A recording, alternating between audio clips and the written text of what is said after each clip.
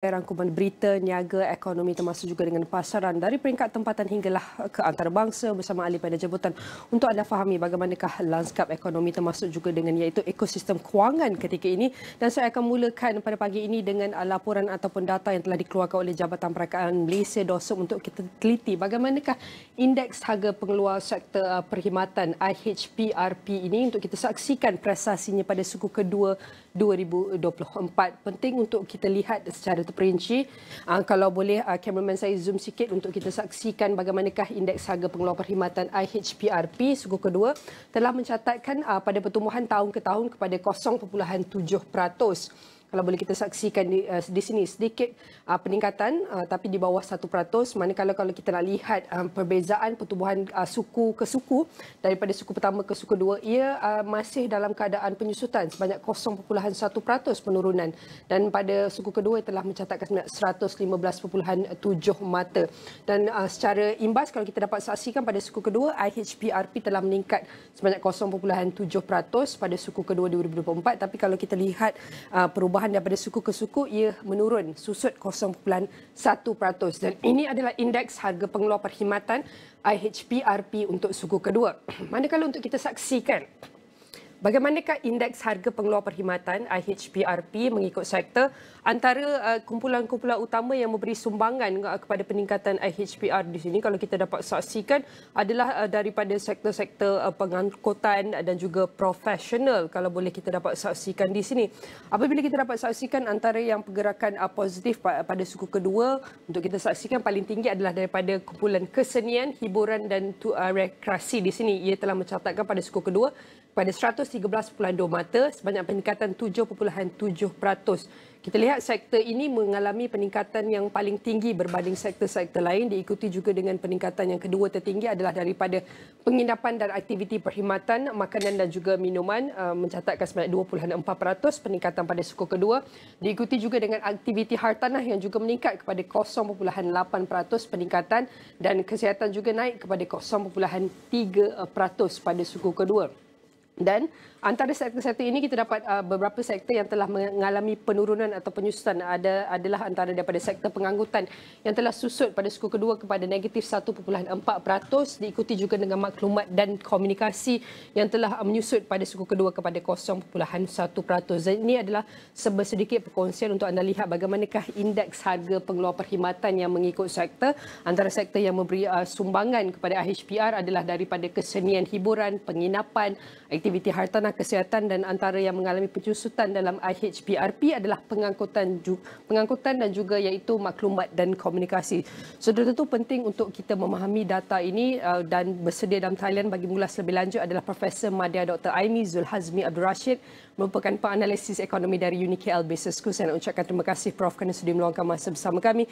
Kalau kita lihat daripada data ini, IHPRP yang meningkat perlahan sebanyak 0.7% pada suku tahun kedua 2024 berbanding 0.1% pada suku tahun pertama. Dan penurunan dalam pertumbuhan ini bagaikan menunjukkan tanda-tanda kelembapan dalam sektor perkhidmatan untuk suku kedua. Mungkin pertama sekali Prof boleh bantu kami faham dulu prestasi ini dengan penyumbang utamanya dan apakah antara langkah yang telah diambil untuk merangsang sektor dan indeks ini. Terima kasih Nina, selamat pagi. Terima kasih menjemput saya. Pertamanya saya nak explain dulu apa maknanya IHPRP ni. IHPRP ni sebenarnya dia mengukur kenaikan harga harga perkhidmatan yang dikeluarkan oleh pengeluar lah ya. Jadi kalau dia peningkatan bermakna untuk sektor-sektor itu berlakunya peningkatan kos atau peningkatan kos. Jadi dia bukannya sesuatu yang too bad ataupun bagus dan sebagainya. Jadi kita perlu melihat, okey, kalau saya nak rangkumkan soalan tadi itu, soalan Nina tadi itu, sebenarnya apa yang berlaku adalah apabila dia hanya meningkat 0. Tak sampai 1% berbanding dengan suku pertama dengan suku kedua, kuarter to kuarter, menunjukkan bahawa peningkatan harga itu tidaklah terlalu tinggi, ya, tidak ada kenaikan terlalu tinggi. Dan kalau kita nak fokuskan lagi sebenarnya dalam sektor-sektor yang diberikan, iaitu seperti contohnya tadi sektor rekreasi, hotel dan sebagainya. Sebenarnya apakah dalam faktor utama dalam satu ini adalah sebenarnya sektor pelancongan. Dan sektor pelancongannya sebenarnya telah diberikan tumpuan oleh kerajaan Malaysia untuk tahun ini kerana kita mahu mengadakan tahun melawat Malaysia pada tahun 2025. Jadi pada suku tahun kedua ya, kalau kita tengok ya, indeks ni sebenarnya kesenian, hiburan dan rekreasi ni dia meningkat ya berbanding dengan tahun lepas 7.7%. Untuk suku pertama, suku kedua naik sehingga 4.4%. Jadi satu itu kesenian, hiburan, rekreasi. Kedua dari segi aspek penginapan iaitu perkhidmatan seperti makanan dan minuman juga turut naik. Jadi menunjukkan harga dari segi demand untuk pelancongan ni juga naik. Jadi kita ada tahun ni kita ada 3 tahun melawat negeri ya, iaitu Melaka, Perlis dan juga Perak ya. Dan tahun depan tahun melawat Malaysia. Jadi menunjukkan pelancongan juga adalah satu komponen penting. Jadi pelancongan ni memang pentinglah untuk setakat tahun ini 2024 disasarkan oleh kerajaan untuk menyumbang kira-kira 10.5% kepada KDNK negara. Jadi bagi saya ia bukanlah satu slowdown ataupun pada ekonomi sektor perkhidmatan itu Nina, tapi sebenarnya ia adalah menunjukkan bahawa sektor industri pelancongan itu yang merupakan komponen penting dalam perkhidmatan telah menunjukkan betapa ada kenaikan pada harga makanan, ya, kenaikan pada harga rekreasi, hotel dan sebagainya. Itu adalah efek ataupun kesan daripada aktiviti pelancongan yang melawat Malaysia lah pada tahun ini. Ramai pelancong Malaysia setakat ini kalau tak silap saya sehingga April tahun ini, menurut Menteri Pelancongan, telah ada 7 juta pelancong dan kita mensasarkan kira-kira 26 juta pelancong untuk tahun ini dah. Jadi tidak perlu dirisaukan kerana angka itu adalah satu angka yang stabil. Dia menunjukkan bahawa dari segi demand dan supply itu adalah cukup kukuh lah untuk ekonomi kita. Baik, seperti yang Prof kongsikan bahawa kita tidak perlu risau kerana angka ini berada pada tahap yang stabil. Ia selari dengan aktiviti ekonomi semasa ketika ini. Namun penting juga untuk kita meliti antara risiko-risiko ataupun downside risk, mana yang lebih penting adalah di peringkat tempatan ataupun kita perlu teliti lebih lagi di peringkat antarabangsa global yang perlu diberi perhatian kerana kita tahu ini adalah antara risiko yang berpotensi juga mengancam atau menghalang pertumbuhan IHPRP tahun ini. Pandangan Prof. Baik, terima kasih. Itu kalau kita melihat apa yang berlaku terutamanya kepada sektor pelancongan ya sewaktu pandemik COVID melanda ya. Pertamanya apabila berlakunya krisis geopolitik, tercetusnya perang dan sebagainya, kenaikan harga minyak adalah menjadi salah satu kesan ataupun benda yang faktor utamalah yang akan menjejaskan dan seterusnya. Bila naik harga minyak ni, naiklah harga tambang, tiket kapal terbang dan sebagainya. Dan ini akan turut mengurangkan jumlah pelancong yang datang. Ini adalah satu faktor yang boleh menyebabkan kurangnya demand atau permintaan untuk sektor pelancongan di dalam perkhidmatan itu sendiri. Dan seterusnya ia juga akan turut mengurangkan jumlah untuk yang bukan hanya dari segi pelancongan tetapi juga dari segi travelling untuk bisnes dan sebagainya. Itu satu faktor. Lain-lain faktor adalah kenaikan kos. Ya, kenaikan kos bukan hanya disebabkan oleh krisis geopolitik tetapi faktor-faktor lain seperti apa yang kita lihat sekarang berlaku di seluruh dunia ya, dengan kejatuhan turunnya nilai dolar dan sebagainya. Adakah Malaysia tetap akan datang ke Malaysia apabila ringgit mengukuh. Jadi bila kita ringgit lemah ni bagus, kita ramai pelancong nak datang ke Malaysia. Tetapi apabila ringgit naik tu adakah kita akan menerima lebih ramai pelancong yang datang berbelanja dengan menggunakan kekuatan dolar Amerika Syarikat misalnya. Jadi itulah kita perlu aware lah, ini downside risk lah. Kadang-kadang tu kita rasakan semuanya bagus tapi sebenarnya di sebaliknya tu ada benda-benda yang tersembunyi sebenarnya, Nina. Penting untuk kita terus momentum pertumbuhan yang baik untuk IHPRP. Mungkin doktor boleh kongsikan antara langkah-langkah jangka pendek dan jangka panjang yang boleh diambil segera dan proaktif sekali untuk pastikan pertumbuhan yang lebih kukuh dalam IHPRP pada masa hadapan yang sekaligus akan melonjakkan lagi peningkatan ekonomi. IHPRP ni dia salah satu kayu ukur untuk sektor perkhidmatan negara. Sektor perkhidmatan negara menyumbangkan lebih daripada 50% kepada KDNK negara. Dan seperti saya katakan tadi, antara komponen penting di dalam perkhidmatan adalah pelancongan. Jadi pelancongan itu menyumbangkan 10% daripada keseluruhan KDNK negara. Kalau kita lihat secara mudah ya, kalau ambil pelancongan lah, saya tak nak sentuh lagi sektor-sektor lain dalam perkhidmatan seperti profesional dan sebagainya. Sektor pelancongan ni, langkah yang dibuat oleh kerajaan adalah untuk terus menggalakkan lebih ramai pelancong datang ke Malaysia. Langkah pendek kita memberikan visa on arrival kepada pelancong misalnya dari negara yang ramai penduduk seperti China dan juga daripada India. Dan kita dapat lihat kesan positifnya lah, di mana begitu ramai pelancong datang ke Malaysia dan juga Malaysia juga di ranking antara negara yang paling ramai menerima pelancong. Bukan hanya di rantau Asia, Kuala Lumpur malah dikenali antara top 10 bandaraya yang paling banyak dilawati oleh pelancong di seluruh dunia. Jadi itu adalah kesan-kesan positif dengan memudahkan, dan kerajaan akan seterusnya untuk jangka panjang untuk tahun 2025 di mana kita akan mengadakan visit Malaysian Year dan sebagainya. Maka di sinilah kita akan melihat momentum itu akan diteruskan, dan apa yang perlu kita harus kawal kalau mengikut Menteri Pelancongan adalah janganlah kita bila terlalu banyak adanya demand ini, kita hanya terus juga mengawal harga hotel, harga makanan dari terus meningkat naik, kerana nanti pelancong tak datang. Jadi bila harga meningkat naik, demand terlebih kan. Tapi seharusnya ia harus diseimbangkanlah di antara keperluan keperluan industri itu sendiri dan juga peningkatan pendapatan untuk rakyat Malaysia. Kerana industri perkhidmatan ini adalah salah satu industri yang begitu bermanfaat dan seperti saya katakan tadi, memberikan pengaruh yang besar kepada ekonomi negara, iaitu lebih daripada 50% KDNK negara. Akhir sekali Doktor, mungkin Prof boleh kongsikan apakah antara unjuran Prof untuk suku ketiga prestasi IHPRP ini, apakah antara justifikasi utamanya untuk kita lihat berbakikan kurang 6 bulan ini? Bagi saya momentum dia pada suku tahun kedua ni akan diteruskan pada suku tahun ketiga, kerana kalau kita lihat dari segi data-data statistik lain daripada Jabatan Statistik Malaysia ataupun DOSM menunjukkan momentum dari segi ekonomi domestik maupun ekonomi ekspor berada pada landasan yang terbaik untuk kita mencatatkan unjuran KDNK di antara 4 ke 5% yang telah disasarkan oleh kerajaan Malaysia.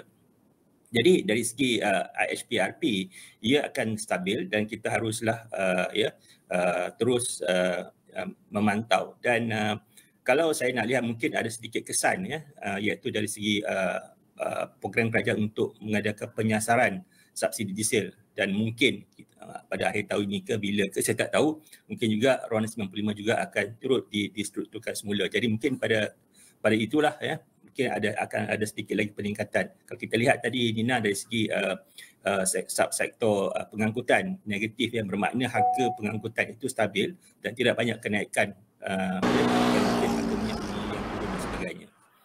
Okey, baik. Sekali lagi saya nak ucapkan terima kasih kepada Profesor Madya Dr. Aimi Zuhazbi Abdul Rashid, merupakan Pak Analisis Ekonomi dari UNIKL Business School, kerana bantu kami faham antara prestasi semasa terutama IHPRP pada suku kedua 2024 dan apakah antara unjuran untuk kita fahami iaitu trend IHPRP dan sekaligus melihat kepada iaitu trend ataupun pergerakan ekonomi selepas ini. Dan sudah tentu setiap perbincangan ini akan kami rangkumkan dalam astroawani.com dan di seluruh platform digital Astro Awani.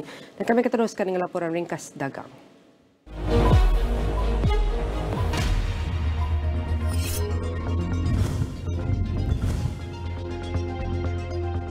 KPJ Healthcare Berhad melancarkan penjenamaan semula terbesar dengan identiti jenama baharunya diperkenalkan semalam, menandakan detik penting dalam sejarah kumpulan selama lebih 4 dekad. Inisiatif penjenamaan semula ini merupakan elemen penting dalam perjalanan transformasi kumpulan yang bermula sejak 2023. Komitmen ini dibuktikan dalam inisiatif terkini seperti penubuhan pusat kecemerlangan di seluruh rangkaian hospital dan memberi tumpuan kepada inovasi melalui sistem kesihatan akademik. Keyfield International Berhad menerusi Keyfield Offshore Sedia Berhad menerima kontrak bernilai 44.3 juta ringgit daripada cari gali PTTEPI Operating Company Sedia Berhad CPOC bagi menyediakan kapal tunda pengendalian sauh AHTS 80 MT Bollard untuk aktiviti luar pesisir CPOC. Menerusi kontrak itu, mereka perlu menyediakan 1 unit AHTS dengan kru serta perkhidmatan atas kapal bagi melaksanakan skop kerja yang dipersetujui untuk memenuhi keperluan penyewa.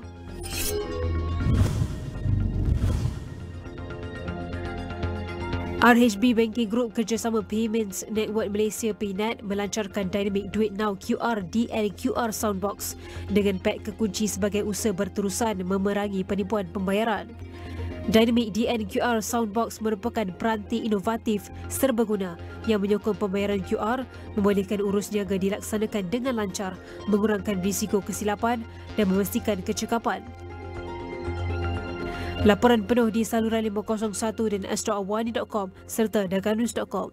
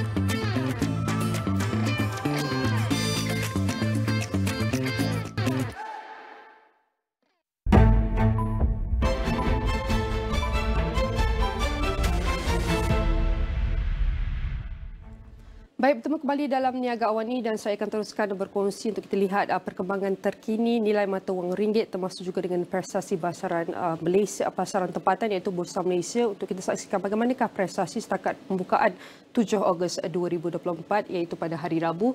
Kalau boleh saya kongsikan, saya mulakan dengan ringgit dahulu untuk kita saksikan bagaimanakah pergerakannya berbanding iaitu nilai dolar Amerika Syarikat. Kalau kita lihat ataupun teliti prestasi ringgit semalam, ia telah merosot daripada kenaikan sebelum ini untuk ditutup rendah berbanding dolar Amerika Syarikat pada Selasa. Berikutan indeks dolar Amerika Syarikat yang meningkat semula. Pada 6 petang, ringgit merosot kepada 4.4725 atau 4770 berbanding dolar Amerika Syarikat daripada 4.4240 atau 4305 iaitu pada Selasa. Baik, untuk kita teliti bagaimanakah prestasi nilai ringgit Malaysia setakat pagi ini, ia berada pada paras 4.475 dan kalau kita kembali ke belakang sedikit dalam tempoh seminggu 7 hari nilai ringgit Malaysia ataupun pergerakan nilai ringgit berbanding US dolar Amerika, ia telah mengalami trend pengukuhan di sini. Apabila anda saksikan lebih kurang daripada 1 Ogos, nilai ringgit Malaysia semakin mengukuh apabila graf ini menurun menyifatkan nilai ringgit Malaysia semakin kuat berbanding dolar. Namun kalau kita saksikan sedikit lebih kurang 5 masuk ke 6 Ogos ini, nilai ringgit Malaysia kembali lemah sedikit berbanding US dolar sehingga ia mencapai antara paras lemah berbanding US dolar pada 4.4816 dan kita dapat saksikan iaitu kadar ini berlega-lega sehinggalah setakat 7 Ogos 2024 setakat pagi ini lebih kurang 9.21 pagi di mana kita dapat saksikan nilai ringgit Malaysia berada pada 4.472 dan ini adalah pergerakan nilai ringgit Malaysia berbanding dolar. Kalau kita dapat saksikan bagaimanakah iaitu di mana nilai ringgit Malaysia setakat ini kita dapat saksikan pengukuhan, tapi nak sejak beberapa hari ini dengan iaitu antara konflik ataupun krisis di peringkat antarabangsa, pasaran antarabangsa, kita dapat saksikan ia telah memberi kesan kepada nilai ringgit tempatan juga. Dan ini adalah prestasi nilai ringgit Malaysia yang dapat kita saksikan setakat pagi ini. Baik, saya akan beralih untuk kita saksikan bagaimanakah perbandingan ataupun prestasi pertukaran mata wang asing nilai ringgit Malaysia bersama Singapura dolar. Untuk kita saksikan setakat pagi ini, ia berada pada paras 3.37405 ringgit berbanding Singapura dolar dan kita dapat saksikan nilai ringgit Malaysia sudah mengalami trend pengukuhan pada tahun ini iaitu masuk bulan Januari sehinggalah iaitu pada bulan Julai nilai ringgit Malaysia mengalami trend berterusan pengukuhan berbanding Singapura dolar. Apabila graf ini menurun ataupun menyusut, ia sekaligus menunjukkan bahawa ringgit Malaysia berada pada tahap yang kukuh berbanding Singapura dolar setakat ini. Dan kalau kita ke belakang sedikit untuk kita saksi dalam tempoh sebulan daripada Julai sehinggalah Ogos ini, nilai ringgit Malaysia berlega-lega antara 3.4762 termasuk juga dengan 952. Ini adalah merupakan prestasi julat bagaimanakah pergerakan nilai ringgit Malaysia berbanding Singapura dolar. Baik, saya akan beralih untuk kita saksikan prestasi Bursa Malaysia. Bagaimanakah semalam ia ditutup kembali ke zon positif selepas ditutup lebih tinggi pada Selasa, didorong oleh aktiviti belian saham-saham yang berharga rendah. Perkembangan itu berlaku di tengah-tengah pemulihan di kebanyakan pasaran saham serantau selepas diasak prestasi meredup dalam sesi dagangan semalam, iaitu pada hari Selasa, kata peniaga, dan pasaran Nikkei 225 Jepun melonjak 3,217.04 mata atau 10.23% kepada 34,675.46 berbanding prestasi menjunam lebih 4,000 mata yang juga prestasi terburuknya sejak 1987. Dan indeks komposit SSE Shanghai menokok 0.23% kepada 2,867.28, manakala indeks komposit IDX Indonesia naik 1.31% kepada 7,151.80. Dan pada 5 petang, indeks FTSE Bursa Malaysia KLCI melonjak 37.91 mata atau 2.46% ke paras tertinggi intraharian 1,574.39 berbanding 1,536.48 pada penutup hari Selasa. Dan itu adalah prestasi penutup Bursa Malaysia. Dan untuk kita saksikan bagaimanakah FBM KLCI setakat pagi ini lebih kurang jam 9.09 pagi, ia berada pada paras 1,571.13, penurunan sebanyak negatif 3.26 ataupun 0.21%. Dan ini adalah prestasi setakat pembukaan hari Rabu, iaitu pada 8 Ogos. Kalau boleh kita nak kembali dalam tempoh 5 hari, bagaimanakah prestasi minggu lepas daripada Khamis hinggalah pagi Rabu ini, pergerakan ataupun trend pasaran tempatan sebenarnya mengalami trend penurunan. Apabila kita saksikan daripada Khamis lepas, ia berada antara tahap yang tertinggi, tahap yang tinggi 1,622.01. Namun daripada prestasi ini kita dapat ia mengalami trend penurunan sehinggalah ia mencapai antara tahap terendah sehingga minggu ini berada pada 1,533.03. Dan ini juga merupakan antara jurang ataupun range pergerakan nilai ringgit Malaysia yang dapat kita saksikan setakat 5 hari. Dan ini juga merupakan prestasi setakat pagi ini pada 1,568.18, penurunan sebanyak 6.21 atau 0.39%. Dan jangan ke mana-mana, kita akan teruskan dengan laporan ringkas dagang.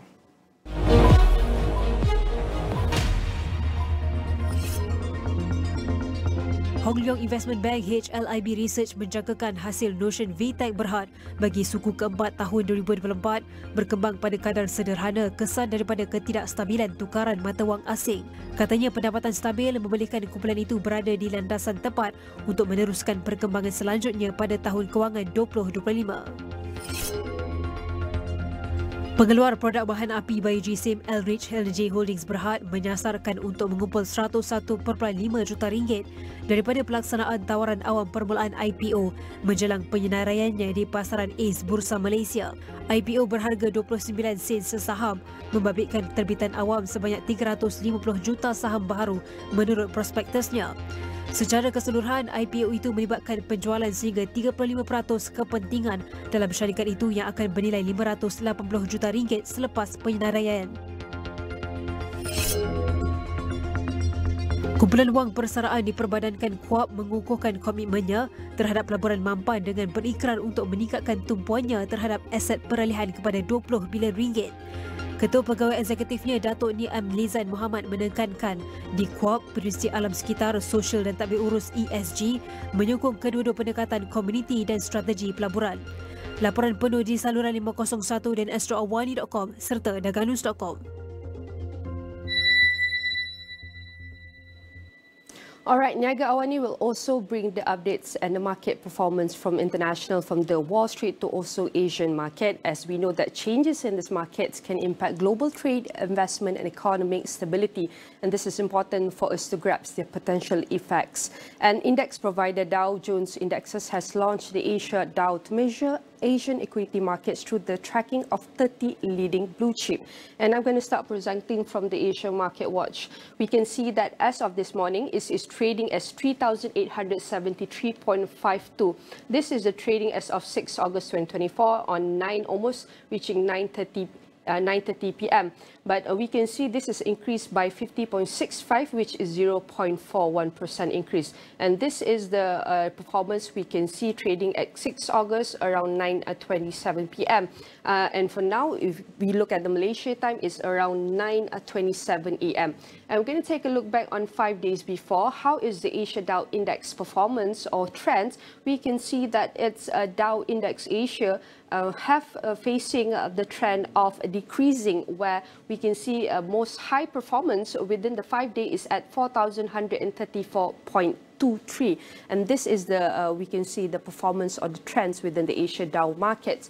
And we're going to look at one of the lowest point trading within the 5 days under the Asia Dow Index. It was recorded between 3,683.46. And we can see this is also the range from the lowest and to the highest. We can see the performance of the Asia Dow Index. And I'm going to move on next to the Asia market data. We can see the Asia Dow Index, it was last trading at 3,871.56. The changes we can see is around 13.75, which is increase of 0.36%. And we're going to also see or take a look at one of the index within the Asia Dow markets, which is Nikkei 225 index. As of now, we can see a decrease between 483.31 equals to negative 1.39%. Not only Nikkei is facing a downwards or decreasing within the index, we also have Hang Seng index, which decreased 51.02.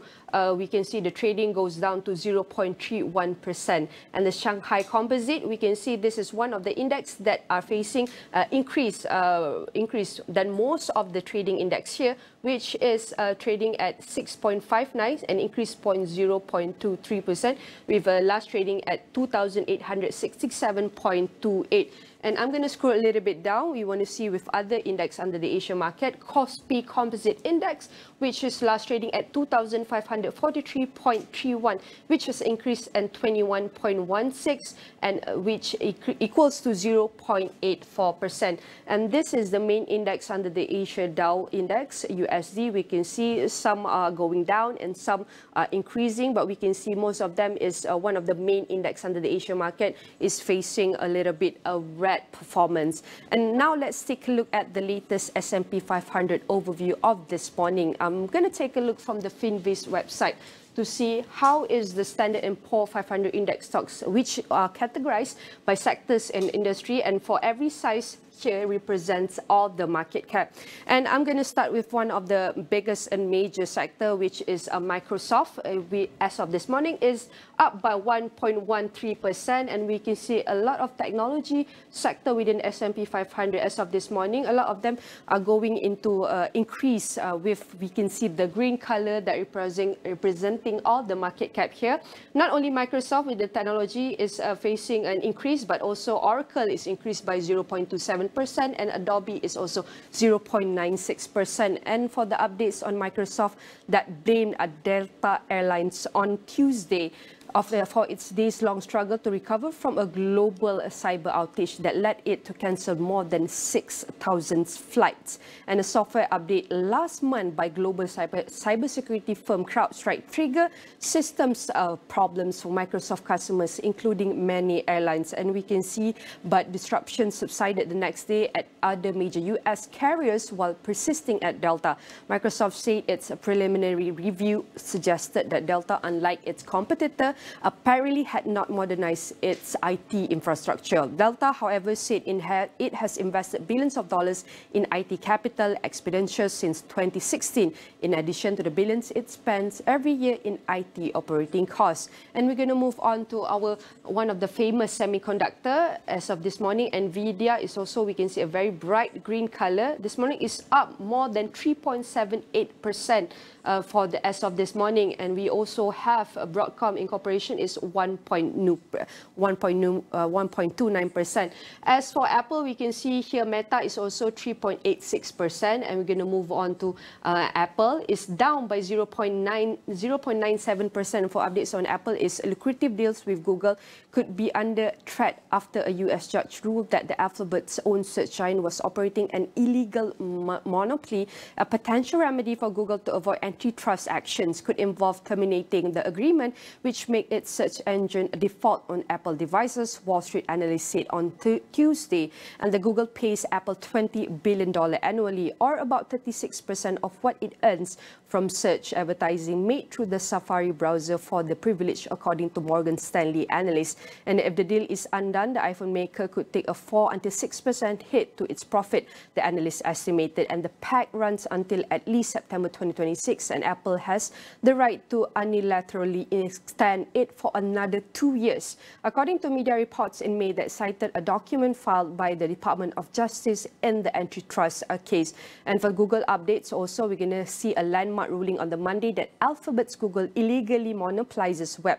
Search also came with a rebuke for the tech giant for obscuring potential evidence in the case and a warning to other companies about safeguarding data. U.S. District Judge Amit Mehta in Washington, D.C.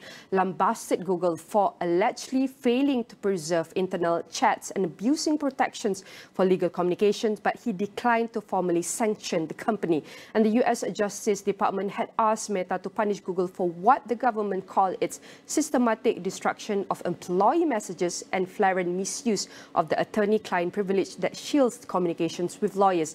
Mehta said it was not necessary to rule on Google's evidence handling to decide whether the company violated antitrust. And that's the update within the US market. And also, we can see what under the index categorized by sector and industry, which are going up and which are going down as of 7 August. And after experiencing a global market sell-off, major indexes have bounced back with notable gains, where the S&P 500 and Nasdaq ended 1% higher on Tuesday as investors jumped back into the market a day after a dramatic sell-off, with recent comments by Federal Reserve officials easing U.S. recession worries. And this recovery signals that investor confidence and resilience amidst market volatility. And to examine whether the recent gains are a temporary bounce or indicate of a longer-term trend and help us understand the underlying health of the economy, ready on the lines is Dr. Carmelo Farlito, the CEO of the Center for Market Education. I want to say, Dr. Carmelo, thank you for joining us.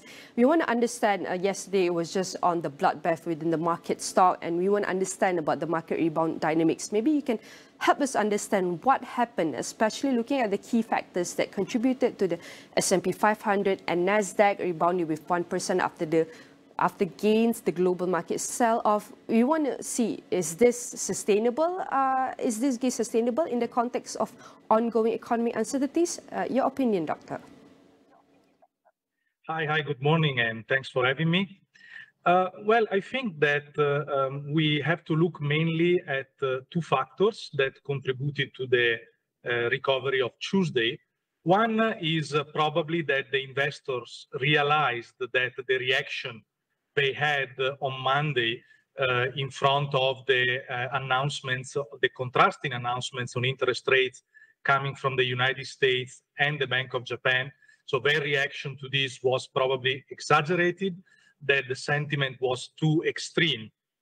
And in fact, they have acted on announcements rather than actual facts and changes in the economy.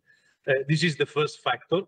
The second factor, I think that obviously after a big sell-off like the one that happened on Monday, prices become extremely convenient, and therefore buying on Tuesday is a good deal because they could buy at a much cheaper price. Is this sustainable in the long term?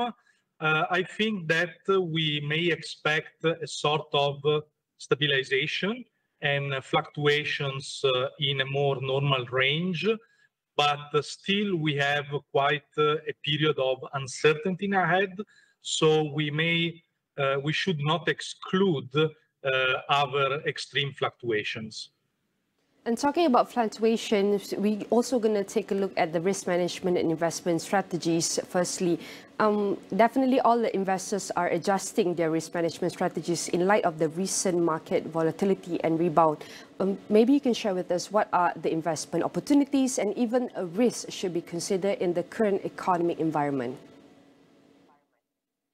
I think that prudence is always highly recommended, that investors should look at the diversification in their portfolio. But in these specific circumstances, I would also advise two things. One, to look more in the long run, so not to be overreactive in the short run, because at least until the American elections, we are going to have extreme uncertainty. And the second point, which I would recommend, is to be extremely careful on high-tech stocks, because the period of easy money that we had during the Great Lockdown worldwide has somehow fueled an asset bubble, and that affected mostly the high-tech sector. And therefore, we should be extremely careful on the behavior of these kind of stocks.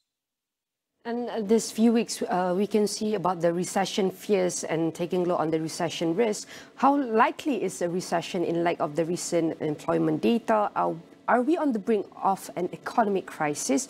As we should look on the indicators, should be closely monitored to assess the risk. What potential impact could a recession have on various sectors of the economy moving forward? I think that an economic readjustment had to be expected at the light precisely of the period of easy money that we had during the COVID time. So during the COVID time, the measures, the expansive fiscal and monetary policies which have been implemented around the world have created an excess of liquidity in the market that contrasted with poor economic fundamentals. And this has somehow fueled investments that have been judged profitable without being profitable, and have created inflation and push now the central banks toward the correction on interest rate. So when these contrasting elements come to become unsustainable, then an economic slowdown comes. So now, if this economic slowdown will take the shapes of an actual recession or long-term economic crisis, I think is still premature to be said. But I would bet more on a general slowdown rather than a pure economic crisis like the one that we experienced in 2008, in example. Given the recent market behavior, we also want to look at the long-term economy outlook. What are the projections for the U.S. economy in the coming months, and how might ongoing economic policies and global events shapes the future performance of major indexes? So I do believe that we are going to experience a period of uncertainty. Many factors globally are weighing in. There is to be seen what the Federal Reserve will decide, how the geopolitical tensions will evolve, how will be the outcome of American elections, and etc. So I do believe that we have to expect an economic slowdown and in general a period of economic uncertainties. At this regard, it is important that worldwide policies of confidence for businesses are implemented in order to mitigate the effects and the tensions that all these uncertainty elements create, not only in the financial markets, but also in the investment decisions that are taken in the real economy. From Wall Street to Asia, touching on the Asian market, Asian investors are hoping that Tuesday's global recovery continues into Wednesday. However, rising US bond yields and a stronger dollar might dampen this optimism. The dramatic rebound in Japanese stocks is a key highlight. After a 12% drop, their second largest fall ever, they surged 10% the next day, marking their third largest rise on record. How crucial is the recovery in global sentiment for Asian investors, and what are the expectations for its impact on the market performance? I'm sorry, we have a balance of 2 minutes, Dr. Camilo. Maybe you can have your opinion? Yes, sure. I think that expectations are crucial, and what happened on Monday and Tuesday really demonstrate how expectations, how the sentiment is even more crucial than actual economic facts. So how people react to announcements is extremely crucial. And we have seen how investors can be extremely volatile in their sentiment. And that's why I underscore that we need policies and announcements that direct the sentiment toward confidence in order to mitigate fluctuations. Yet, I think that we may expect quite a period dominated by quite a degree of uncertainty. All right, it's important to understand recent events impact both today's markets move and tomorrow's trends. With this insight, Dr. Analisis, investors, policymakers can also better understand the big picture and make smarter decisions in a rapidly changing financial world. Again, I want to say thank you very much to Dr. Carmela Ferlito, the CEO of the Centre for Market Education. Baik, kita akan teruskan dengan perkembangan seterusnya di mana Jabatan Perangkaan mengunjurkan Malaysia menjadi sebuah negara tua pada 2023 dengan lebih 15% populasi berusia 60 tahun ke atas. Lantas timbul persoalan mengenai langkah yang perlu untuk menangani isu-isu masa depan termasuk pengurusan bakat. Sebenarnya Bulan Kebangsaan Malaysia Singapura ketiga ini, ikuti laporan khas yang dibawakan rakan tugas Irfan Faruqi menjengah pengalaman Singapura menangani isu yang sama. Di titik merah kecil di atas hamparan Atlas terletaknya ekonomi dengan nilai lebih 500 bilion US dollar yang juga antara 30 ekonomi utama dunia. Ia merupakan tuan rumah kepada pelabuhan laut paling besar dan kedua paling sibuk di dunia, mengendalikan hampir 40 juta kontena 20 kaki di EU pada 2023. Dalam persaingan membina pusat data mega dalam perlumbaan digitalisasi, Singapura mengoperasikan lebih 70 pusat data antara hub terbesar dunia. Walau bagaimanapun, setiap kebanggaan ini berdepan cabaran yang berkemungkinan mampu menamatkan riwayat Singapura. Pada 2024, Singapura melaporkan kadar kelahiran 0.97 bayi bagi setiap wanita, menjadikannya antara 10 negara paling rendah kelahiran baharu. Lebih parah apabila republik tersebut menjangkakan menjelang 2030, 1 dalam 4 rakyatnya sudah menjangkau usia emas. The longevity of our society is about 85 years old. Half of us are going to live up to 84, 85. So, but then the problem is the health adjusted life expectancy, HALE they call it, is about 74. That means although you live up to 84, for 10 years of your life you go in and out of hospital. So we have two problems to solve. Number one is you're going to live longer. If you live longer and you retire at 55, you have another 30 years to live without income. That's one. But more importantly, you're going to live without purpose. So in this case, with the aging population, that's the reason why we increased GST. So we increased GST by 2 percentage points because we wanted to be ready for when our population reaches 2030 and 1 in 4 or 25% of our population is going to be age 65 and above. So you can see we've raised the GST rate earlier, ahead of 2013. That will give us some time to build up the revenue for that and then be able to deal with that. Mendepani kerungsingan ini, laporan Forward SG dikeluarkan dengan memberi tumpuan kepada memastikan pembangunan ekonomi yang mampan, seterusnya menjamin masa depan warga Singapura untuk meneruskan lembaran hidup di usia emas. The first is a shift towards community-based care, where we want to go upstream into the population, intervene where people are in the community rather than an institutional response. So we have to continue with, keeping the EDs and the operating theatres and the hospitals running and make sure that they are doing well and best in class. But the additional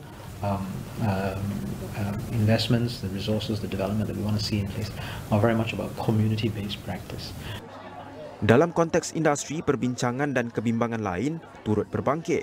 Tiada tenaga kerja baharu, tenaga kerja sedia ada semakin tua dan timbul persoalan mengenai siapa yang akan mengisi kekosongan jawatan yang akan ada. Antara solusi yang digarap Singapura ialah keyakinan bahawa teknologi akan mengubah lanskip pekerjaan, seterusnya mengubah lanskip tenaga berkemahiran yang diperlukan yang tidak semestinya terbatas kepada had usia semata-mata. Lebih daripada itu, Singapura tidak hanya lihat ke dalam, sebaliknya sedia membuka sempadannya untuk bakat luar. So, one way to address decline population, not the only way, is to also allow some inputs, some intakes from other countries. But then in Singapore, we also want to make sure that the core of our population are still Singaporeans. It must be so. Because then you understand, then you know it's natural for people who are of Singapore descent to then learn to love and to live for the country, right? But migrants also can do that, usually in the second generation. But the second generation, they will start to assimilate. They start to forget where they come from. They don't want to go back to their families because this is a better place and where their friends are. So we have both the incentives, structures to support families and procreation, but we also have on another part of our population management also to allow talents to come in, to allow them to be assimilated and then over time become citizens too. Always, as an economy as a whole, going to require non-Singaporean people to be here to work. I mean, 1/3 of our workforce is non-Singaporean. So how much of that is tech talent? Well, it varies. Every industry requires tech talent, and the technology industry itself also requires talent. So you will find that structurally we continue to rely on foreign manpower, and likely will do for some time. That has been the case for us, not just for Infocom, technology and communication, every industry. And walaupun zahirnya Singapura terbuka kepada semua bakat asing, pintu yang dibuka tidak seluas yang disangka. Ini kerana akhirnya bakat tempatan sentiasa diberikan keutamaan. Singapura menguatkuasakan kuota pekerja atau bakat asing bagi setiap syarikat berdasarkan kepada nisbah kebergantungan siling DRC yang berbeza bagi pelbagai industri. Bagi sektor pembinaan, 83.3% daripada keseluruhan pekerja syarikat berkenaan boleh diisi oleh pekerja asing, manakala sektor pemprosesan 83.3%, limbungan marin 77.8%, pembuatan 60% dan sektor perkhidmatan hanya 35% daripada keseluruhan pekerja sesebuah perniagaan boleh diisi oleh pekerja asing. For the employment pass, we have now introduced Compass, which is a points-based system. So you look at individual capabilities, factors as well as company factors. So it factors both ways. So you can import talents. We are open economy, so I say we open free market. But I will look at your salaries, 2, your qualifications, 3, your company's diversity. If the whole company is like one type of nationality, tak jalan, you will lose points. If the whole company has certain skill sets requirements, of course you get certain bonus points. So we look at company requirements, we look at diversity, we look at local individual. So just four key points. You know how many points you score, you know the guy in or out, pass or fail. Very simple. Point-based system. So in the old days when we apply for EP, companies would tell us, hey, you know, we don't know why you approve or didn't approve. So it was quite not so transparent. So last year we introduced Compass, and I think it's been quite good for companies because now they can plan ahead. They know exactly how to score the points, or you do lose points if you have too many of one nationality in one firm, for example. So you create diversity within your firms. So as an international hub, you have to then manage diversity and things like that. So we do. So that's one part. Then on top of that, we now have various passes like One Pass. That one gives top tier professionals at C-suite levels. Some of them are startup head CEOs or founders and so forth. So at that level, professionals at a certain tier, at a certain skill set, we give them longer term stay in Singapore, more access, dependence pass, your family can come and so forth. So there's certain privileges that are given to certain tiers. And of course, there are specific other tiers like tech pass to bring tech talents into Singapore, for example. Pun begitu, kesediaan dan keterbukaan berkenaan tidak hadir secara percuma. Bagi rakyat Singapura, ia bukan suatu tawaran yang boleh dibuat dengan harga yang murah. So, of course, anytime you have migration of high-skilled workers, so anytime you have migration of any kind of worker, if that worker is competing, I think Singaporeans are not different from anybody else anywhere in the world. When they see foreigners coming here and they're working in the same kinds of jobs as them, then they may be a bit worried. They may be asking questions like, is this right, is this fair, and so on. So, in order to moderate or manage this, we have a lot of policies that are designed to try to ensure that the employers basically look at Singaporeans first for any jobs, right? And the way we do that is we try to restrict the migration of foreigners, especially for the high-skilled jobs, only to areas where there is actually a shortage of Singaporeans or areas where it is much more likely that they have the skills that the Singaporeans may not have in the same quantity or quality perhaps sometimes. Malaysia juga berdepan cabaran yang hampir serupa. Dalam sidang Parlimen pada Julai lalu, Menteri Pelaburan, Perdagangan dan Industri MITI, Tengku Datuk Seri Zafrul Abdul Aziz berkata, Pelan Induk Perindustrian Baharu 2030 atau NIMP 2030 dirangka untuk menangani isu kekurangan bakat tempatan dalam sektor-sektor ekonomi tertentu. Antara lain, kerajaan mensasarkan 60,000 bakat berkemahiran tinggi dalam sektor semikonduktor dan menggerakkan usaha untuk membawa lebih ramai bakat warga negara yang tinggal di luar negara. Sempena Bulan Kemerdekaan Malaysia dan Singapura pada Ogos, mungkin ini masa yang sesuai untuk kita menghargai pencapaian masing-masing dan menjadi titik untuk kita berganding mengatasi isu yang menghantui pembangunan negara. Whatever happens, right, we should be looking for ways to basically help each other, right, to make each other's situation better. And I think that's important because when we talk about the labour market, actually sometimes it will seem like, one side is benefiting at the expense of the other, and I think that's a problem. It's a problematic mentality. A lot of people are thinking that. Melangkah ke depan, dasar dan tindakan perlu dinilai untuk memastikan bakat-bakat tempatan terus mendapat tempat dalam industri masa depan. Pada masa yang sama, ekonomi terus berkembang untuk menyumbang kepada kantong perbelanjaan kebajikan populasi yang semakin menua. Malaysia ada pendekatan tersendiri, Singapura juga ada cara tersendiri. Namun sebagai negara berjiran di rantau ekonomi kelima terbesar dunia, Malaysia dan Singapura perlu bergerak seiringan. Selamat Hari Kebangsaan Singapura, selamat Hari Kebangsaan dan dirgahayulah Malaysia. Laporan Irfan Faruqi untuk Astro AWANI.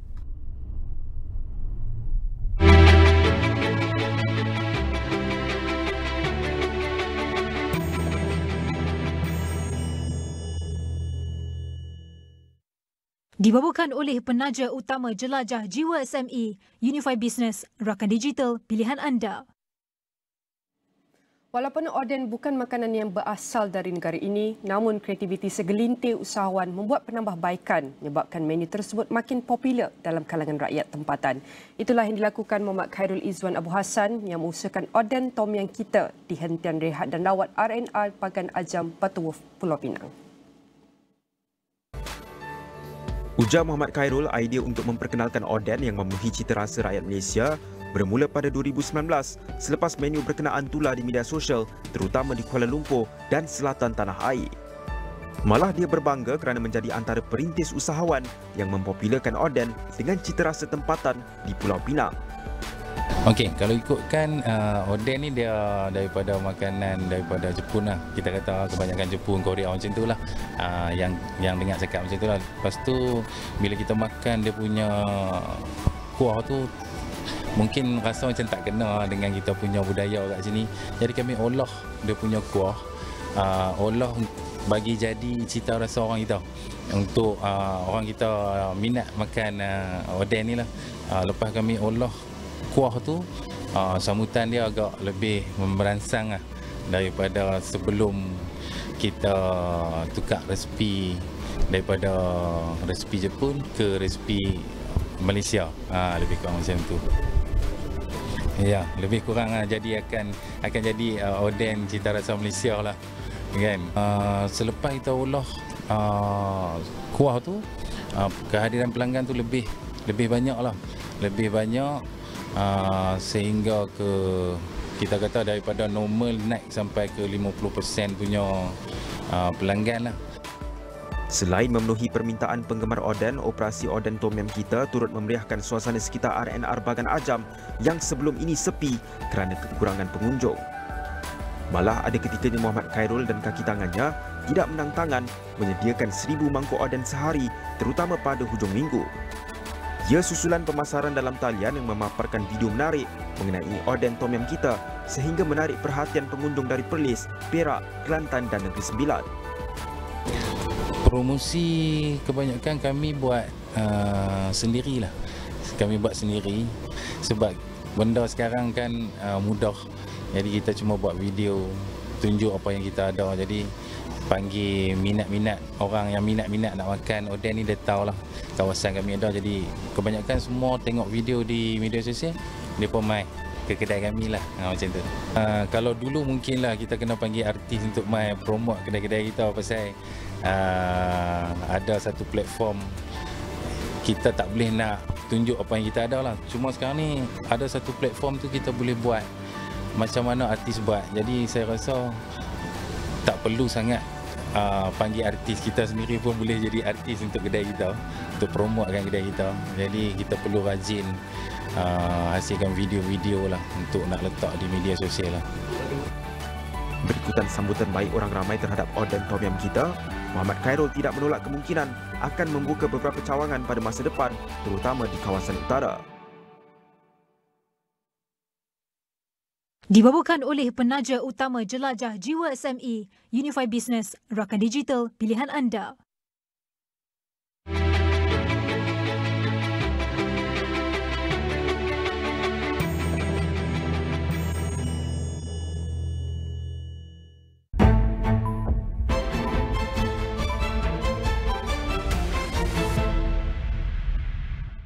Malaysia sebenarnya berada di kedudukan kedua terburuk di dunia berkaitan keseimbangan hidup dan kerja. LRT3 sudah akan mula beroperasi suku ketiga 2025. Kerja-kerja fizikal dan penstrukturan sudah mencecah 95%. KPM sebenarnya sedang memperincikan cadangan untuk menyediakan allowance kos sara hidup tingkatan 6. Libat urus antara umat Islam dan agama lain penting supaya dapat mengelakkan ataupun membawa kepada Islamofobia. Kalau aku hilang, aku rasa diorang tak perasan pun aku kan. Dah takkan nak buat macam tu kan? Gantilah! Ingat tanggungjawab. Selama aku hidup, mak dengan abah selalu lupakan aku. Faham ke mana? Barang kau dah hangus, Gos! Kau nak apa? Bagi je 10 juta. Settle lah kan? Abah. Exchange. Stream episod baharu setiap Jumaat on demand dan Astro Premier.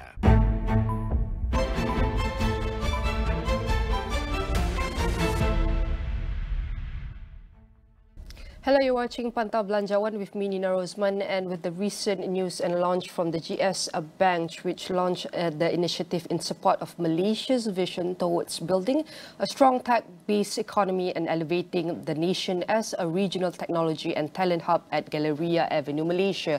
Present to launch this initiative just now is the Prime Minister, Datuk Sri Anwar Ibrahim, who were accompanied by Tengku Datuk Sri Zafrul Tunku Abdul Aziz, Minister of Investment, Trade and Industry, and also Minister of Digital Gobi Singh Yeo were at the ceremony officialized the event. And definitely on this segment, we want to focus on how does this initiative specifically align with Malaysia's vision of establishing itself as a leading tech-based economy and a regional technology hub. In what ways does it contribute to the development of the tech ecosystem, attract investment and foster innovation to support Malaysia's strategic goals in the technology sector? And we have guest to help us understand better on this. Already on the line is Raja Hamzah, founding partner, RHL Ventures. I want to say thank you very much, Raja, for joining me. Firstly, talking about this initiative, you want to check on the current trends, talking about fintech, technology, and even the digital ecosystem. Firstly, we will start with this launch first. How does the GX Bank initiative specifically contribute to the Malaysians' visions of becoming a leading tech-based economy and a regional technology hub? Hi, good morning, everyone. Thanks, Dina, for the time. I think with GX Bank's launch, I think it's a signal to the market of the launch of the digital bank ecosystem in Malaysia. We all know in the past, I mean, the likes of Aeon Bank has also launched. Now we have GX Bank, and we have a few other digital banks that will launch soon as well. What that means, there'll be better financial accessibility for the general Malaysian public, but also signals to the market that the tech ecosystem is open for business.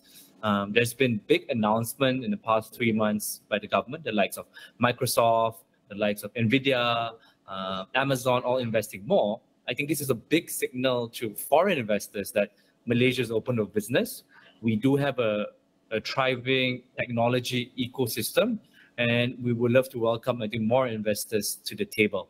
So I believe that I think with this launch of GX Bank, I think within the fintech ecosystem specifically, it will spur, I think, more innovation. I think, but also at the same time, for the end customer, it'll improve the accessibility of. And Raja, maybe many of us are expecting what are some of the new technological innovations or advancement will be introduced through this initiative, and how will they benefit even the local tech industry? Okay, if you look into what can happen in, let's say, in the US, in China, I think consumers or even merchants can get loans instantly. I mean, with a strong AI-based credit monitoring system, loan approvals can be done in a very succinct and very quick manner, right? So what that means for the general consumer, one, if I'm a consumer, my loans can be approved in a much faster way. That spurs consumption. Consumption spurs economic growth. On the vendor or on the merchant side, let's say I'm a Grab food merchant, I want to access loans. I want to help. I want to get working capital. This enables me to tap the fintech ecosystem, tap the GX Bank ecosystem to get loans in a quicker way. It enables me to grow the business. It also enables me to scale effectively, right? So what that means for the local tech industry, it creates a knock-on effect where we have businesses are doing well. So even, let's say I'm a software business selling to SMEs and startups. If my startups are doing well, my SMEs are doing well, this will enable me to open up more clients, more growth opportunities, and to scale up accordingly. I think when I look at Malaysia, the issue that we always had in growing up for the tech ecosystem is scale, right? Mm-hmm. How do we scale up in an ecosystem that only has 30 million consumers? Mm-hmm. But I think with the right approach, with the right growth in the ecosystem, there is still room to scale, and there's been success stories of our companies growing well, the likes of Kasem, the likes of Zeus, Aerodyne. So there's good success stories. It's just that we've got to sell the story a bit better. And that is the narrative that we should bring forward. And also we want to look at the ways, how can this initiative or this effort support the development of local tech talent and elevate their skills to meet not only the regional but also the global standards? I think in terms of talent point of view, I think the interesting part is that I'm also on the board of I think Talent Corp, and I think upscaling talent is a key drive or key thrust of what we do. And in my opinion now, Malaysia is at probably a strong crossroads of talent due to our relatively affordable cost of labor, but at the same time, our talent are able to speak in multiple languages, and usually and we have a decent rule of law. So in essence, our talent is malleable across the whole of Southeast Asia and to a certain extent globally. I was just in London recently for a program with Talent Corp, and I think the number of Malaysians there working either in private equity, in finance, in PR, we have basically talents all across the globe. It's just, willing buyer, willing seller, meaning that they will just go where their economic opportunities find itself. I think in terms of the likes of, GX Bank, even like YTLC Bank coming on board, this creates more job opportunities that are higher paid. What that means is that this will enable us to keep some of the talents that locally by enabling to give them higher pay versus what was done before. So I think with tech, what I've seen within either the startups, the early stage startups, or even the later stage, tech corporates like Shopee, Grab, they've always been able to pay much better than your average employer in the market. So again, with all these, job opportunities coming up, whether it's from these tech companies like of GX Bank to the data centers down south to the semiconductor companies up north in Penang, I think the talent market, if you have the right skills, it's pretty exciting at the moment. And these are the talents that are needed and are in demand in the market, because we know they are one of the talent that contribute to the innovations such as we've seen today, mobile banking, digital wallets, and even blockchain technology. How can all of these aspects and components improve the efficiency and the security of financial transactions? So if you think of it in terms of security, obviously most banks are regulated by the central bank, but there's a certain level of proficiency that we can learn from our peers in, let's say, in Singapore, also other developed markets, right? So I think in the past, what I've seen is to always look for talent outside, meaning that, if you want the best talent, we'll try to hire from outside, bring foreigners in to plug the gap. But I think now in this juncture, we do have a good broad base of talent. And what I found when talking to some of the digital banks, in the end, they managed to hire a lot of talent locally. Obviously, these talents are not cheap because I think banks pay relatively well. For example, a compliance officer in a bank, let's say in a Maybank or even a RHB, they pay at a certain level. So again, for a lot of these digital-enabled banks, they still have to have this back-end ecosystem, meaning that they will still have to pay a certain level of income or pay to get these talents. But what that means for the knock-on effect of the ecosystem, by having these traditional risk officers, compliance officers, they learn to be more digitized. This will enable some of the smaller fintech startups. If you're a P2P financing business, if you're earned wage access business, if you're an insurtech business, you can actually hire these people later on because I think they are more available in the market. So I'm just saying that this velocity of talent is important because in the end, talent creates companies. Companies create further job opportunities and also creates growth within the ecosystem. If we have a stagnant ecosystem where there are no new companies, no talents that are willing to jump from corporates to startup life, we will not have a vibrant ecosystem. And that is talking about the talents and innovations from the aspect of tech-based economy. And we want to make sure all of this will include the enhancement of financial inclusion at the end. So how are all of these fintech solutions improving access to, for example, like banking services for undeserved and rural populations? In what ways can fintech advancement contribute to economic growth in some remote areas, like the Prime Minister Anwar Ibrahim said? How about the small businesses, the Grab drivers from the gig economy? What's your say on this? Okay, I think the key part of this whole digital banking initiative is to open up financial access to second and third tier cities, right? So I think in the top tier cities like KL, Penang, Johor, there's enough access to financial services already. But I think in terms of the smaller markets, if you see the likes of Touch and Go, like Maybank, the MAE e-wallet, I think they're quite enabled there already. And again, we can work off the existing QR ecosystem to track their payments. What that means is that I think for a lot of these merchants in smaller cities, in rural areas, they are already in a way tech enabled because they do, in most cases, based on my experiences, use e-wallets and the likes of digital payments. But at the same time, how do you open up financial access to these guys? So I think that's why the digital banks come in pretty well. They are able to take risk in areas where most banks usually shy away from because I think the existing credit models do not give way to you giving loans of 10,000, 20,000, 50,000 ringgit. So smaller loans, they don't underwrite these type of credit opportunities. But I think for some of the digital banks, they are willing to underwrite. And if I see some of the comms in China, in the US, I think you do see this type of digital banks who will underwrite these type of smaller loans. In the end, it is up to the merchants to enable themselves to take up these loans. But I think the scenario that a digital bank is willing to undertake in terms of, I think, the loss levels, in terms of the interest rates, and so in terms of the target, the sizing is actually very different from what the general market is willing to take. And I think if you see into other emerging markets and other markets, it's something that's not new, and it's something that we can open up access to the broader ecosystem. And opening access to a broader ecosystem, definitely there will be more competition. And how does increased competition in the financial sector influence the traditional technology, digital institution and other services? What can we learn some of the best practices on the regional level, or best practices that can Malaysia adapt? So if you think of it, I think the large, bulge bracket banks will still grow nonetheless. If you look at the past 1 year, obviously in the rate environment we're in, I mean, all the stock prices of all the large banks have done really, really well.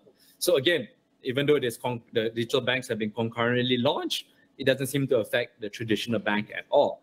But what that means is that I think slowly, for the average consumer, we'll just have more options. I just look at Aon Bank, for example. Now they're offering 3.88%. It's something that is higher rates than your traditional banks are willing to offer. So as an end consumer, number one, you just open up optionality. But I think number two, the digital banks will push some of these larger banks to digitize their offerings. I still find, like, when I deal with Maybank, a lot of the forms I still have to fill offline. There's still a lot of that. Whereas, like, I'm opening an account with GX Bank or Aon Bank, for example, which I've done, it's all digital, right? So again, I think slowly the innovation will impact other companies. And again, for these larger banks, again, they usually are not the first to market, but when they see their competitors doing so, they will usually follow suit. Again, I think back to your question earlier, like, how does this impact the rural guy on the street? I think in the past, like, when you want to open up a bank account, you always have to show your face, or you have to go to a branch. Right. I think now, with the digibanks, I think most of it you can do virtually, and that just opens up a different ball game altogether. And Raja, we also want to touch on the regulatory and security concern, which have become one of the main concerns when we talk about technology and digital sectors or industry. But please stay with us. We'll be taking a short break and we'll be right back.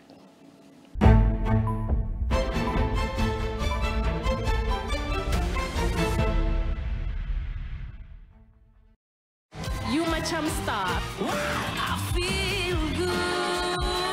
Minggu yang tiada penyingkiran. Tetapi bukan selamanya. You're watching the lyrics, bro. Ada sedikit pitchy, do better. Perjuangan masih perlu diteruskan. Tadi tu semua, you using the whole body untuk bernyanyi. TikTok Gimme the Mic Malaysia. Siaran langsung di Astro Ria dan Astro Go. Ini kisah keluarga yang selalu merundut tentang Wi-Fi. Suatu petang, Encik Sabarudin terdengar bunyi riuh dari rumah jirannya. Itu bukan ke keluarga Encik Sabarudin? Apa diorang buat kat rumah jiran tu? Terkejut Encik Sabarudin dibuatnya. Nak tahu apa cerita? Jom ikut saya. Rumah ni macam kenduri sebab Wi-Fi kencang sana sini. Bila dah tahu, Encik Sabarudin terus dapatkan Wi-Fi kencang sebab nak keluarganya duduk rumah. Di dalam setiap berita yang dibawa, konteks amat penting. Kami sentiasa membawakan yang tergempar dan terkini. Pastikan Astro AWANI menjadi pilihan anda, tidak kira di mana sahaja anda berada.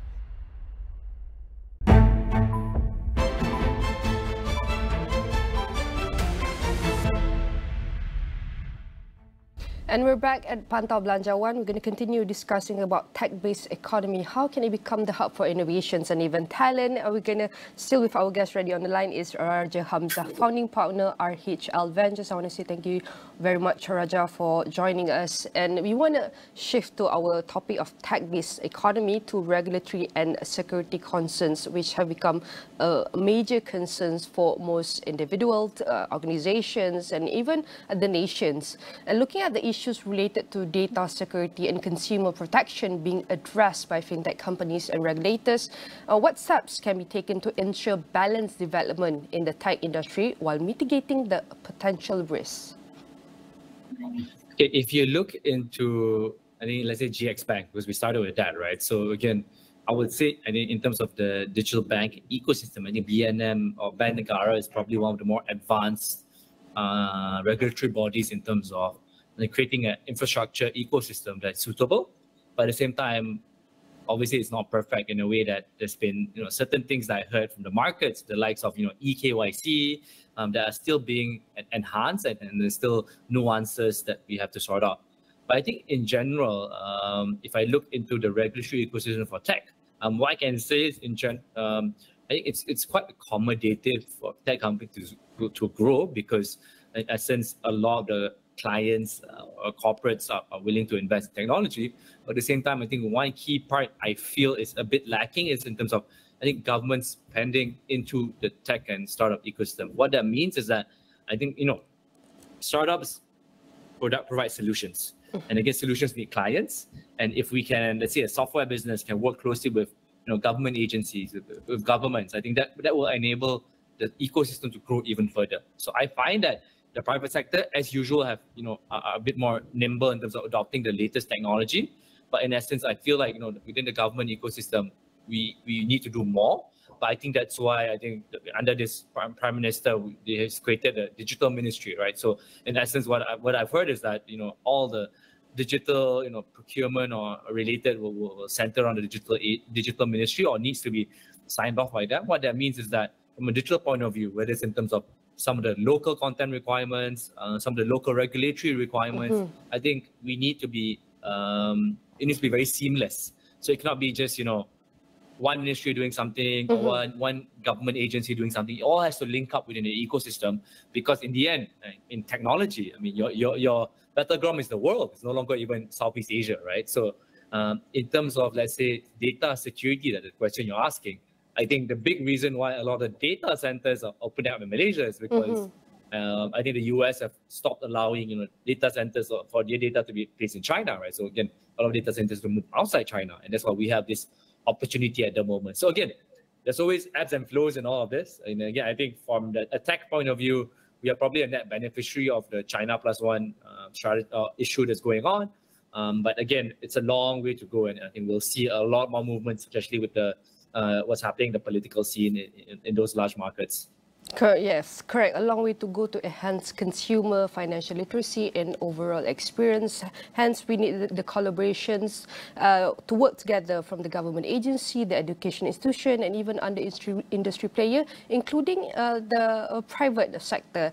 And looking at a global or international scale, what are some of the major global trends, future global trends that will drive the fintech revolutions in Malaysia particularly, and how might this international trends impact local markets and even the financial systems? Okay, I was just, I had dinner with the folks at NVIDIA yesterday, and I think what we see is, I think that the reason NVIDIA is worth, let's say, $2.5–3 trillion is that I think that the use of AI in terms of decision making, in terms of research, and in terms of work has increased, and it's expected to increase even more. So I think there's two ways of looking at it, right? One, from a fintech ecosystem point of view, in a lot of the labor-heavy environments that we operate in, I think a lot of those labor-heavy issues will slowly wear off, meaning that we will have to kind of depend more on AI and automation in the future. I think we in Malaysia have been blessed in a way where I think labor costs are cheap, but again, us as people as a rakyat, we don't want the labor cost to be cheap, right? We want to grow up and be a high-income ecosystem. So again, I think with the use of what we're seeing in the latest global trends in AI, we will see that slowly being enabled and utilized more in Malaysia. But also what I mean is that I think in terms of our local talent to help the development of AI over here in Malaysia, I hope for that to improve as well. Given that we can't always depend on foreign companies to bring the latest technologies in, we still have to develop the ecosystem itself locally.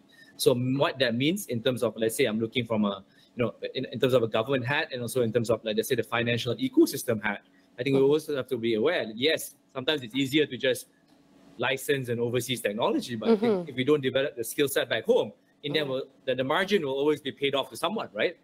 So why not pay the margin to someone back locally? Let's say, and again, we see that in other countries where we prioritize our local companies in terms of procurement, I think in the certain key parts of the ecosystem, we need to slowly enable that and implement that so that we can, grow the local ecosystem, but at the same time, grow the wages. So what that means, I think we see a kind of like a super trend of AI, but again, as Malaysia, the easier way is always to, hey, let's, bring all the foreign companies in. But again, I think there needs to be a right mix of bringing those foreign companies in and also working on our local talent and companies to grow the ecosystem. Because in the end, countries are always self-interested, and we will have to kind of work on ourselves as well.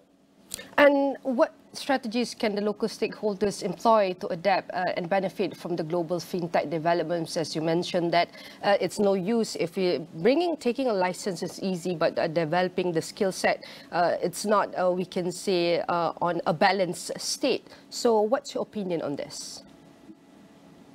Okay, in terms of what the stakeholders can do, I think just jumping a bit. I mean, I was with some of the semiconductor guys, and we were talking to Phison, which is a Taiwanese company, but one of the founders is Malaysian. And I think he's met the Prime Minister in terms of expressing his views on creating a local content policy in Malaysia. Right? So in essence, I think what we need to do as a government is say that, hey, for certain strategic sectors, whether it's cybersecurity, maybe it's procurement in terms of, let's say, HR software, or isn't maybe in terms of even in the government laptops, right? There needs to be a certain level of local content to that. And again, it has to be genuine, right? Not just, the foreigners are doing, the higher value add stuff and the locals just do, the low value add stuff. I think we can push a strong local content policy to target strategic sectors, whether it's clean energy, whether it's semicon. I think those are the sectors that are very thematic right now. We need to have a strong, clear identity of where the nation wants to go in terms of these sectors, but also a strong content policy for these sectors. I believe the folks that, MOF, MITI are discussing it already, but I would love to see something being implemented here locally too. And talking about the outlook of the digital economy, is projected to contribute 25.5% to Malaysia's GDP by the end of next year, up from the current 23%. Your POV, Raja, can Malaysia achieve this? And what are some other strategies in place to ensure the long-term sustainability and resilience of the digital economy? Okay, I know the figure is usually quoted as 25.5%, but again, I think in reality, that figure is way more, right? Because if you think of it, I mean, even in your video, the guy selling kueh on the roadside is enabled digitally these days through whether it's food delivery, whether it's payments, and even whether it's just, maybe rent the software POS system. So again, there's a digital ecosystem around it already. I think in terms of how we're going to help grow the ecosystem more, I think there's a few things. I think from putting on my VC hat, I think in terms of funding, I think there still needs to be a strong focus on funding our ecosystem. I think that's still lacking vis-a-vis some of our neighbors. Number two, I think in terms of government policy, I believe that it's a bit too fragmented at the moment. Digital is something that spawns all ministries. So again, I think if we look into it, someone needs to centralize all the kind of digital decision-making of the government, because it is such a thematic and it's such an important point for all ministries. I think number three is in terms of talent. I think we still need to have forward-looking training and talent to upskill our workforce and to increase the pay. If we don't increase the pay of our guys, in the end, to be realistic, a lot of the good folks will run away overseas, because that's where economic opportunities are strong. So we need to just, instead of thinking of it as brain drain, I think there's a pay gap that we need just to bridge, and we can bridge that pay gap to a reasonable manner. I think there'll always be a gap. I think if the gap is reasonable, we can actually help the tech ecosystem grow. Raja, maybe my last question is talking about the upcoming budget or belanjawan by government Madani. You want to see what are some of the initiatives, efforts that we have now should be pushed forward, and what some of the initiatives that we could upgrade, on your opinion? I believe number one is there's been talks on restructuring the fund of funds and ecosystem. I think that's ongoing, and I hope that carries through, and even more funding is given to that initiative. I think number two, in terms of internship and talent subsidies. I feel like, we need to spend more on that. I think there was a lot of, back and forth from, HRD Corp recently. I believe there's a pool of capital that can be used to, focus on helping companies upskill their talent and give people more skills in the workforce. Number 3, I think in terms of, lastly, I always mention this, I think the local content policy, we can do that well. I think something that, companies will be able to benefit, and our local players, local companies, startups, corporates will be able to benefit as well. All right, I want to say thank you very much for helping us understand of all of this initiative efforts. We know that are poised to play a pivotal role in advancing Malaysia's goal of establishing itself as a global tech leader and a central technology hub in the region. And again, I want to say thank you very much to Raja Hamzah, the founding partner, RHL Ventures, and definitely all of our discussion here will be featured in astroawani.com and across all social media platforms. And that's it for Pantau Belanjawan. I'm Nina Rozman. See you next round.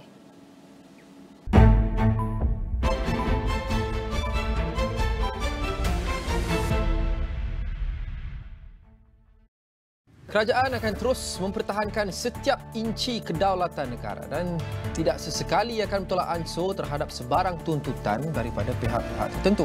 Negara perlu mengurangkan kebergantungan kepada pekerja asing berkemahiran rendah. Pertubuhan Kemanusiaan Antarabangsa Malaysia MHO menggesa Kementerian Kesihatan menjalankan siasatan berhubung dakwaan kewujudan sebuah klinik kosmetik yang dikendalikan doktor palsu di Monkiara. Apa sekali pun jadi kau tetap isteri aku. Yang dianggap macam orang gaji. Mengubah penampilan diri demi memikat hati suami. Kenapa Intan harap dia akan balas cinta Intan? Berhenti berharap. Papa! Ni kenapa ni? Intan hilang. Papa selalu marah Intan. Segalanya tinggal kenangan. Aku memang tak layak untuk asal. Dedaun hijau di angin lalu di Astro Ria dan Astro Go.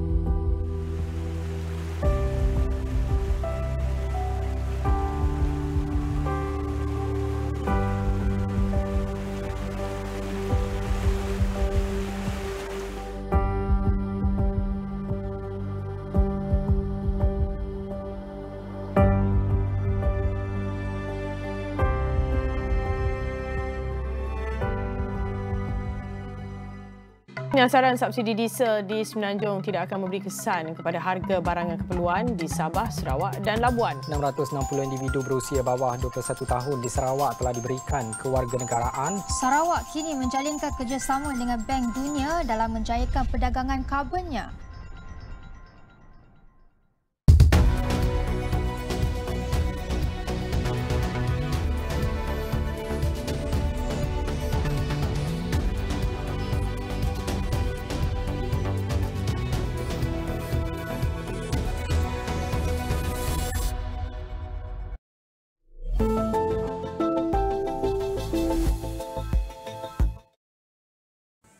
Assalamualaikum dan salam sejahtera. Saya Irfan Faruqi dan ini agenda AWANI. Untuk waktu ini kita berikan tumpuan kepada kenyataan oleh Menteri Pendidikan Malaysia Fadlina Siddiq yang menyatakan bahawa sebuah mesyuarat jawatan kuasa khas bagi mengawal selia secara bersepadu penubuhan dan operasi institusi pendidikan awal kanak-kanak bilangan 1 tahun 2024 sudah pun berlangsung pada Selasa, yang mana antara lain dalam mesyuarat tersebut diberikan tumpuan kepada usaha untuk memperkasakan institusi pendidikan awal kanak-kanak dengan berikan tumpuan kepada 4 kluster utama, iaitu pendaftaran, keselamatan, kesihatan dan kurikulum.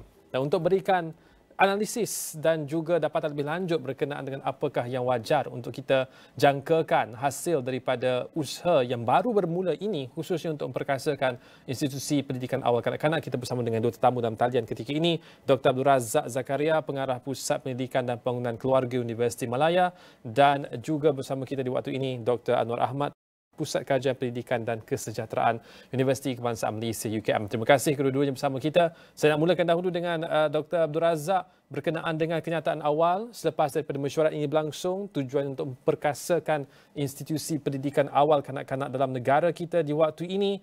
Apakah jangkaan perkara-perkara asas yang mesti disepakati dan perlu ditangani dan perlu dilaksanakan sekiranya hasrat adalah untuk memperkasakan institusi pendidikan awal kanak-kanak dalam negara kita, Doktor?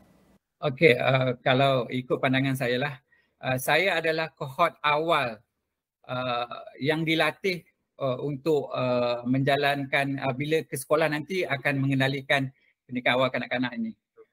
Tahun 91-93. Dan usaha kerajaan itu sebenarnya cantik, sangat cantik.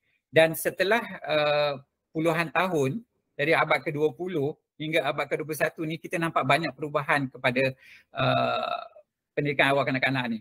Dan silibusnya yang bertukar ganti itu memberi nilai tambah kepada usaha kerajaan untuk memartabatkan pendidikan awal kanak-kanak. Cuma kita lihat lately ni, kita nampak yang pendidikan awal kanak ni banyak sangat masalah dia. Dari segi kes-kes yang melibatkan pembunuhan, penderaan dan sebagainya. Jadi kita kena lihat balik tentang pendaftaran pusat-pusat pendidikan awal kanak-kanak ni. Yang mana kita lihat ada saja taman perumahan, ada yang baru. Yang kadang-kala mereka yang mengendalikan, yang mengusahakan itu tidak mempunyai latar belakang yang betul-betul kukuh untuk membuka satu pusat asuhan taman kanak-kanak ini. Jadi kerajaan perlu ambil kira semua ini sebelum kita martabatkan pendidikan awal kanak-kanak ini sebagai satu usaha kerajaan untuk menjaga aset negara pada masa hadapan. Baik. Itu kenyataan awal daripada Dr. Abdul Razak. Mungkin Dr. Anwar silakan. Dr. Abdul Razak sudah menyentuh berkenaan dengan penderaan dan juga pengusaha yang tidak mempunyai latar belakang yang kukuh dalam usaha untuk mendaftarkan mereka sebagai pengusaha yang berdaftar. Dr. Anwar, mungkin perspektif berbeza. Ya, terima kasih Irfan. Yang pertama sekali, saya suka merujuk kepada laporan Bank Dunia pada tahun 2023 yang lalu berkaitan dengan status perkembangan ataupun kemajuan sistem pendidikan awal anak-anak kita di Malaysia.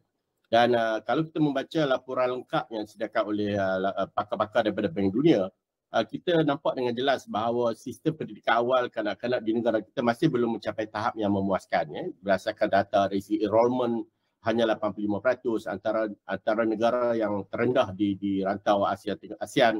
Begitu juga dengan dari segi guru-guru. Kalau kita lihat guru-guru yang mempunyai kelayakan minima ECE ataupun Early Childhood Education, di kalangan negara ASEAN kita juga antara yang paling rendah. Ini antara perkara-perkara yang menjadi teras utama yang kita harapkan supaya dasar yang akan dilakukan oleh KPM dengan juga kementerian-kementerian berkaitan dapat meningkatkan lebih segera kemajuan dalam sektor pendidikan awal kanak-kanak.